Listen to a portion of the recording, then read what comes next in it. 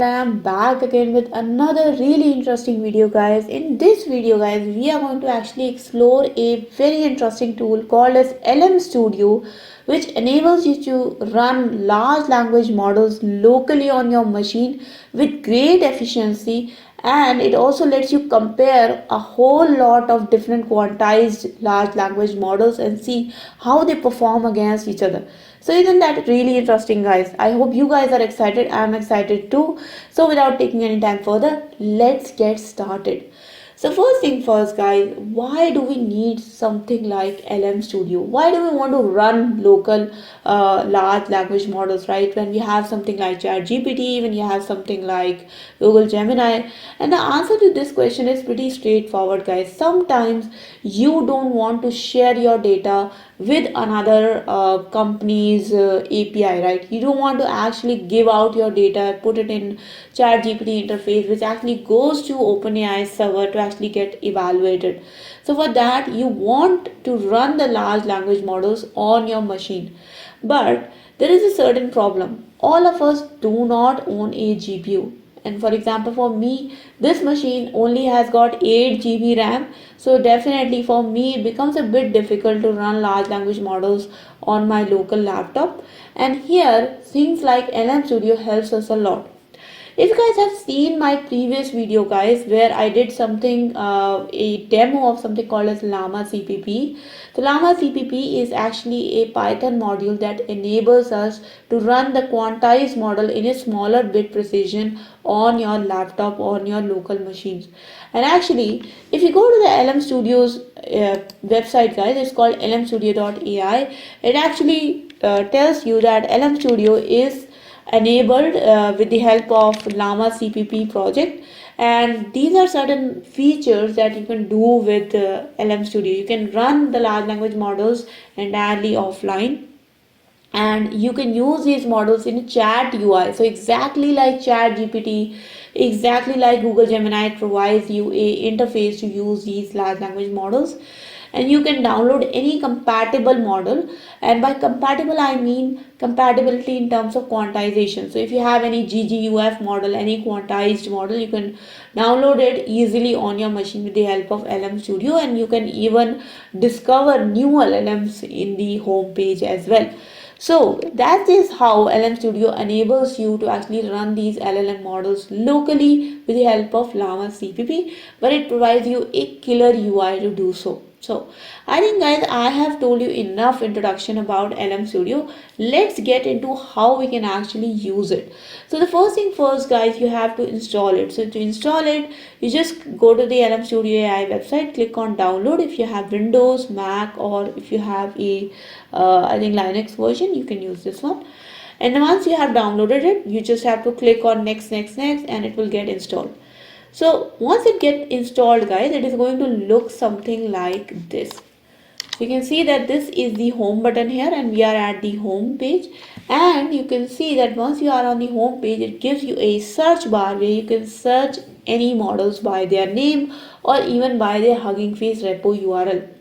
Now let's look at some of the models here, and actually you will find, guys, that a whole lot of models are present. So you have got vision models like Stability AI, you have got really awesome language models like Mistral AI or Microsoft Phi, so OpenHermes. So you have got all sort of models here. So whenever you look at a model card, you will see that it actually shows you the number of billion parameters it was trained on. Obviously, it is by this company called Stability AI, and it also shows you how much RAM it requires. So for example, for Stability AI, it requires 8 GB plus RAM, right? So obviously, if you guys have got a RAM of 16 GB or maybe more than that, I would highly recommend you guys to try this out. I don't have this much RAM. I have got 8 GB RAM only, so I would not risk with Stability AI as of now. But you can definitely do it by just clicking on download button. Okay. Just for this demo, guys, I actually searched for tiny llama model. So all I have to do is just type tiny in the search box here, and you will see in a moment that it is going to give me all the results of all the models. Their name starts with tiny, right? Now, if you go to the tiny llama models, guys, you can see that we have got a whole bunch of them. But once you have selected one of the model, you can see the whole model card, the whole readme right on the right side of it, and it also shows you the available files for that model. So if you guys have followed my quantization video, guys, then I have actually explained that when you open a quantized model in Hugging Face repo also, you will see many versions of it, right? So you have got Q2, Q3, and then in Q3 also you have got KS, KM, and all these versions. So what is this Q? Q is basically your quantized bit, right? So higher the bit is, the better accurate the model is, the larger the model is. And then you have got these sizes called as S, M, and L, which comes after K, right? So if you have got a S size, it is a smaller model trained on smaller number of parameters. It is not that accurate, but it is very fast and it is very lightweight. And if you go from S to M and L, the model starts becoming larger and it will give you much better results. Where it is going to be a heavier model, it will require more RAM, exactly in that case, right? But on next side, you can also see that it says full GPU offload possible. So it basically means that you can run this model entirely on your, so you can actually run this model entirely in your GPU's memory also. So for example, in case you do have a GPU in your machine, you can actually run this model on your GPU also to speed it further, right? But there are certain models which you cannot offload to GPU, which you can only run in CPU because of the way they are quantized. But obviously these models are not like that, right? So if you have GPU, definitely use them. If not, you can still use them with your CPU. That's how we are going to use them, right? Once you have selected the model and the version of it that you want to actually download, all you have to do is just click on download here, and the model will be downloaded on your machine. Now you might ask this question, okay, I have downloaded a model, but where is the model, right? Where can I find it? Where can I find which models are downloaded? So once you click on download, guys, if you go to this last icon here, which is called as my models, and click on it, you will see all the models that are downloaded. Okay, now, so these are all the models which you have downloaded. You can see in my case I have downloaded two tiny models, only one, a version 1.0, and another tiny model, but it has been trained on OpenAI dataset. So that's one version of Tiny Llama as well. Now, in case you don't want this model, so you can click on the delete button and the model will be deleted. Now you can see that there are certain presets that have been given to us corresponding to the model, right? So what is a preset? Preset is basically the certain parameters that you are going to use this model for actually predicting or generating the text or chat completions or something like that, right? So preset depends upon the task that you are doing. So in my case, I'm just going to do a simple conversation. That's why the default preset is selected. But in your case, what you can do is you can actually find out and select which default preset you want to give to your model. So let's say if you are only going to use this model for chat completions, you can use something called as for code completion, you can use something called as code llama completion. If you are going to use it for instruction based task, you can use code llama instruct, and so on and so forth. You have got many different type of presets and present here which you are free to select. But it's not just that. If let's say you have selected a preset and you want to change the parameters further when you are actually creating your chat application, you are free to do that as well, which we will see in the next section. Okay, but until now we know how to download a model and how to see and manage our models in the my models section. Now comes the next part, which is how can we use these models in an exactly ChatGPT like user interface for our chats. And for that, you click on the AI chat icon here. So you can see, guys, in the AI chat icon, I have by default selected OpenAI Tiny Llama model. But let's not use that, right? Let's select a different model. So what you can do is you can either eject the model, and this is going to wipe out the model from your interface, or you can simply select a different model. So you can see that I am going to select the Tiny Llama version 1 model instead of the OpenAI one, and it will take certain amount of time, but it is actually going to load the model in that situation. Okay. Now while it's loading, you can see the user interface is exactly like ChatGPT, guys. You can see that you have got your user prompt, you have got your AI prompt, and you also have your saved chats here. So you can see that this was the chat that I was doing previously and it is being saved. I can choose to delete this. So if I just delete it, you can see that it will become empty. And now I can do the same chat. I can write, hi, how are you? I can write this message, and you will see that in a certain moment this will start generating the text and will start giving you responses. Okay. It's a bit slow. Again, it is because of my machine. If you have a better machine, it will actually work much faster, but you can still see that even in my small machine it still works a lot faster. You will see these small HTML endings here. This is because of the Tiny Llama version 1 model. That model is not very well. It doesn't work very well.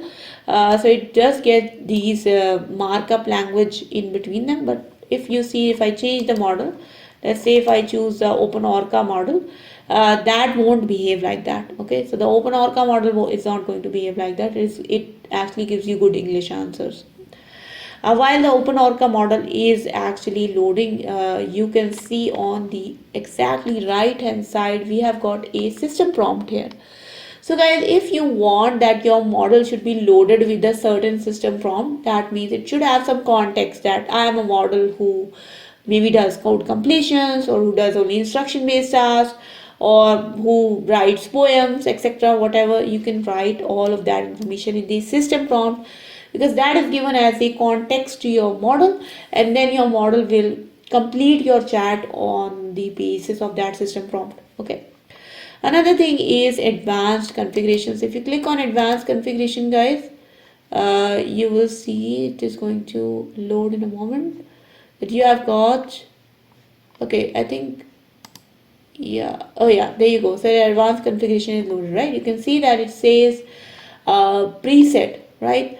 So you can actually change the preset. Even if you have defined it as a default in the my model section, you can still change the preset here. You can change your hardware setting here, and there are a whole lot of things that you can change, right? You can change your inference parameters, the temperature, which defines the randomness, the tokens, the prompt format. You can change the model initiation. You can change a whole lot of parameters. So all the default preset that was given can be changed here to actually make sure that your model performs according to what you are saying, right? Now you can actually ask another question. So I am good, how is the weather? But this time when I ask the question, you will see that this question is going to be answered by the Tiny Llama OpenOrca model and not by the previous Tiny Llama model. Okay.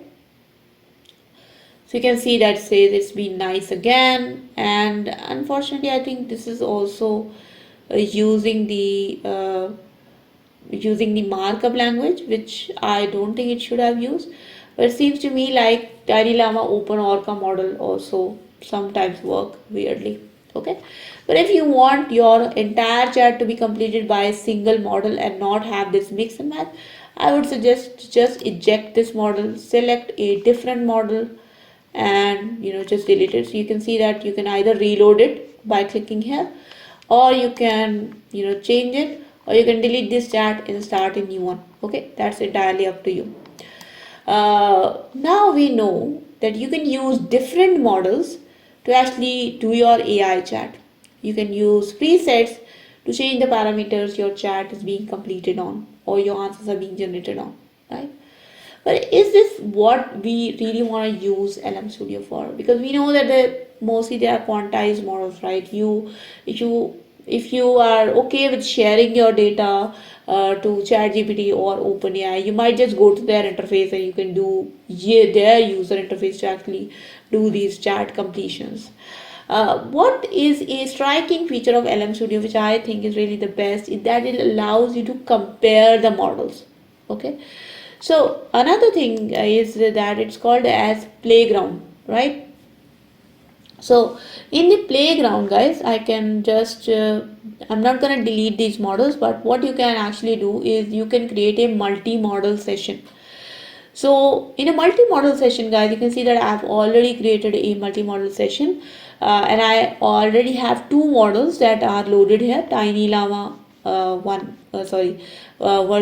0.2 and Tiny Llama Open Orca version. And I can click on reload to actually reload these models. But other than that, if you have like more than two models, 10 models or something, you can actually select all of them, and all of those models will actually appear here. Okay, and after a certain moment of time they will get offloaded from your memory, so you have to reload them again if you open the multi-model session again. Okay. uh, okay, I think it's going to take some time now, but the models are actually getting loaded. But the thing is, guys, that with this multi-model session, all you have to do is go to this prompt section, write a prompt and click on send. And it is actually going to generate the response from all the models that you have loaded in your multi-model session. And in that way, you can actually compare, okay, this model works better. This model gives me better answer, right? So I'm just going to clear this conversation. Okay, I'm just going to clear this conversation and I'm just going to write, hi, how are you? And I can click on send here. You can see that the first prompt that is being generated is by the Tiny Llama version 0.2 model. So this is going to first generate a prompt, generate an answer, and then Tiny Llama Open Orca is going to generate an answer. Okay, so this one is done. Here's my email address. Okay, I don't know why it is giving me its email address, but definitely interesting. While it is generating that prompt, guys, again I will say that you can see that there are certain custom instructions given here, which is nothing but these are the custom instructions for it's like a system prompt, right? It's like a system prompt. Then if you want to reduce your CPU and GPU utilization, then you can use some sort of parameter here, throttling amount, and you can actually change it 0% to 100% to make sure that your CPU and GPU utilization is minimized, or it can be a little bit optimized. Okay, now finally I think this is going to take some time. Sometimes it does. But now you can see that the first prompt is actually generated by Tiny Llama 0.2 version, and now the Open Orca one is actually generating the prompt. So if you look at the Tiny Llama prompt, it says, hi, I'm doing well, gives me my email address, some additional information, thank you for contacting me, how can I assist today? And it obviously has some sort of markup language in between. OpenARCA says, hello, I'm doing well, gives me a file, readme, some sort of script, and some sort of directory, etc., right? So obviously both these models are very small models. They're not that accurate. So definitely they are not performing that well. But just by the look of it, you can see that OpenOrca model is not performing well. Tiny Llama gives you a much better answer of a prompt like "Hi, how are you?" than the OpenOrca one. So by this analysis, guys, now you know that this model works better. So you actually don't have to have the entire model on your machine. You can just have the quantized model, compare it, find out which model works the best for you, and then use that model for your own projects, for your Huggingface projects or your enterprise projects. But all you have to do is just use LMStudio to just compare if one model is better than the other. Okay. Now I don't want it to generate further, so I'm just going to click on stop generating, and you can see that it stopped generating just like a chatgpt UI.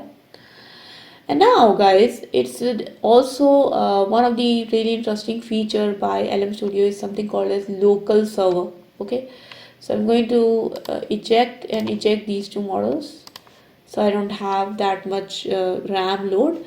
You can see now I'm going to open something called as local server. Now what is this local server, guys? So if you want to actually use these locally downloaded large language models to create your own applications, the local server provides you the means to do it. So what it does, it actually deploys your model in a local server on your machine, And then you can use OpenAI Python module or OpenAI REST APIs to actually call this model and use it for your chat completions or for your chat applications. So here it is, guys. You can see that you have this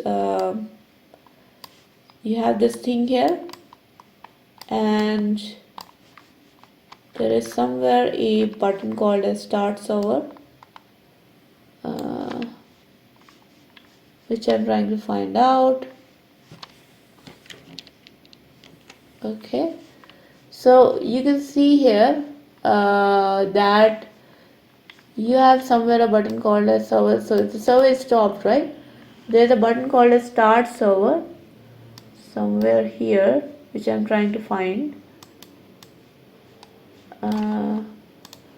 Let's make it a bit smaller, and yeah, so you can see okay, maybe it was not visible in the maximized version, but once you actually minimize it, you will see there's a button called a start server. Sorry guys, that's because of my resolution, but if you have a bigger screen you will be able to see the start server button.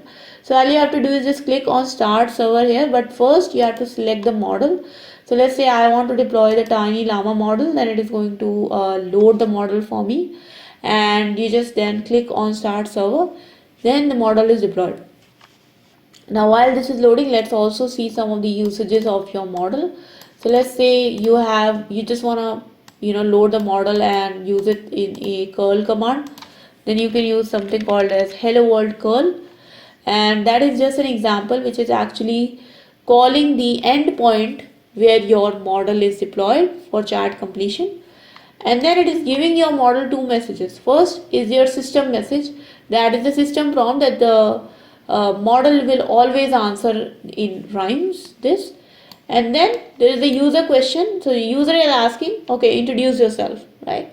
So when the user asks the person introduce yourself, then the model is going to introduce itself, but it will also be a rhyming sort of chat. Okay, it's going to rhyme or create like a poem of its introduction.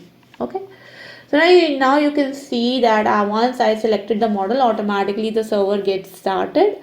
If not, then you can just click on stop server. You can restart the server again if you want to actually redeploy the model.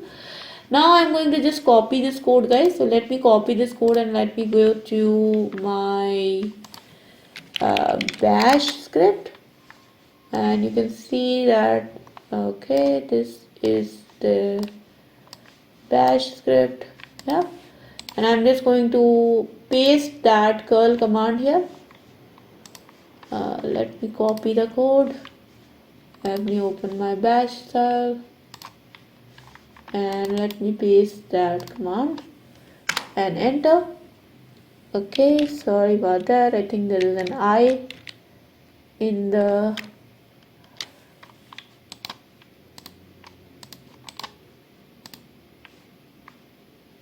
okay, I'm just gonna copy it again and I'm going to open this, clear and paste, and so now you can see that it will start generating the response to me, and it is going to start completing my chat. Okay, and you can see that it is now completing my chat. You can see it is showing the values. The values are not very clear, guys, but actually if you start reading it one by one, so you can see if you start reading the content, I'm just going to stop it so I can then show you the content. So you can see that it says something like I'm sorry, let's give you a better context, so let's say I can help you with various tasks and learn new things every day.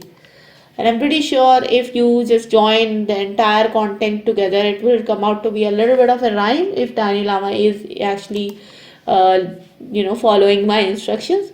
But there you go, guys. You can see that my model is deployed, and now I can actually use certain REST APIs to access my models and to do my chat completions.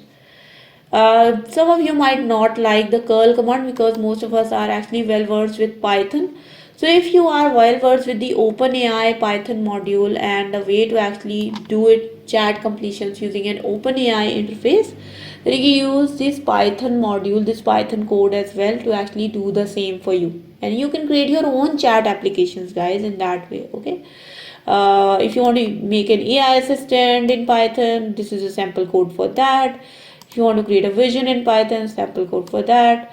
Embeddings in Python, this is a sample code for that. So they have given the sample code for all different types of scenario that you can use this chat completion URL for actually, for your deployed model.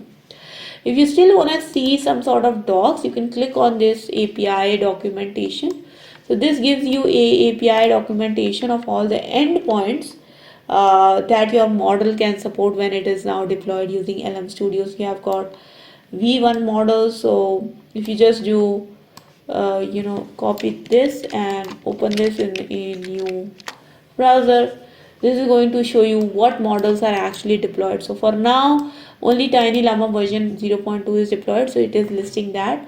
So it gives you a whole lot of endpoints which you can actually use to find out which models are loaded, what are their embeddings, what are, blah blah blah, all these things you can actually explore in this documentation as well.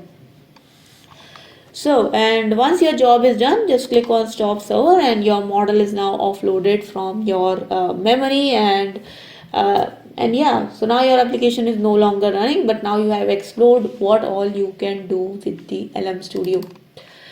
So that was it, guys. That was the overview and introduction about LMstudio. I hope you guys like this video, guys. This tool is very useful if you want to run your large language models locally. You can always use Olama as well. That is also one of the tools. But I think once I have explored LMstudio, and because I don't have a GPU, I only have a CPU with me. So obviously the quantized models work the best for me, and in that scenario LMstudio is really a great option for you to start exploring large language models and generative AI on your local machine. Okay, so that was it, guys. Thank you so much for watching this video. If you did like this video, guys, please do not forget to like this video and share this video with your friends. If you have not yet subscribed to my channel, guys, then please do subscribe and hit the bell icon for future notifications of more such programming and coding related videos. And also, guys, uh, if you have any questions, comments, suggestions, feedback for me, please do write down in the comment section below. If you try out any of the models in LMstudio, please also share that with the entire community in the comment section below. Would be really eager to learn about that as well. So thank you so much for watching. I'll see you guys in the next video. Until then, take care and bye bye.